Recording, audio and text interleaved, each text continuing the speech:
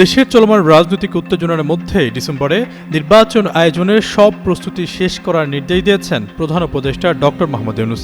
একদিকে জামাত এনসিপির মতো দলগুলোর বিচার সংস্কারের সাথে পিআর পদ্ধতিতে নির্বাচনের দাবি, অন্যদিকে বিএনপিও তাদের মিত্র দলগুলো দ্রুত নির্বাচনের চাপ দিয়ে যাচ্ছে। এরই মধ্যে অন্তর্বর্তী সরকার ফেব্রুয়ারির আলোচনা থেকে অনেকটা সরে এসে ডিসেম্বরে আভাস দিয়েছে, কিন্তু তাতেও সংকট কাটবে বলে মনে করছেন না রাজনৈতিক বিশ্লেষকরা।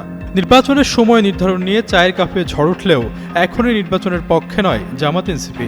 তাদের শীর্ষ নেতাকর্মীরা যেখানে রাজনৈতিক আলোচনায় যাচ্ছেন, সেখানে বলছেন বিচার এবং সংস্কার ছাড়া দেশে কোনো নির্বাচন হতে দেওয়া হবে না। জামায়াতের আমির তো বলেছেন এই মুহূর্তে দেশে নির্বাচনের পরিস্থিতি নেই। একই সুরে কথা বলছেন নাহিদ সার্জিস। অর্থাৎ একদিকে সরকার বিএনপির চাপে নির্বাচনের আয়োজনের পথে, অন্যদিকে সেই আয়োজনে বাগড়া দিচ্ছে জামায়াত এবং ছাত্রদের নতুন দল।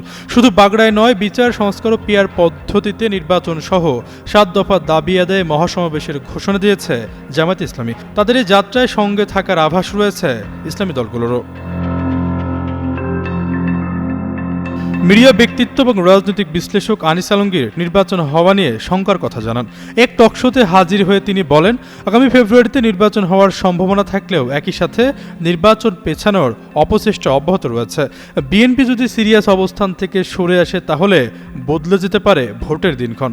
তার ভাষ্যমতে খোদ সরকারের একটি পক্ষ ভোট পেছানোর জন্য জামাত এনসিপির মতো দলগুলোকে মাঠে নামিয়ে দিতে পারে। পরিস্থিতি এমন হলে ভোট নিয়ে হতে পারে নতুন সমীকরণ।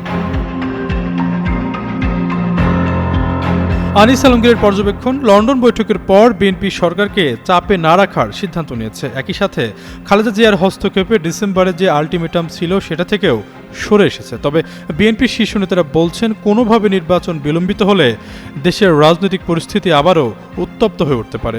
যে কোনো সময় নির্বাচনের দাবিতে মাঠে নামতে পারে তাদের দলের নেতাকর্মীরা। আশরাফুল ইসলাম, যুগান্তর নিউজ।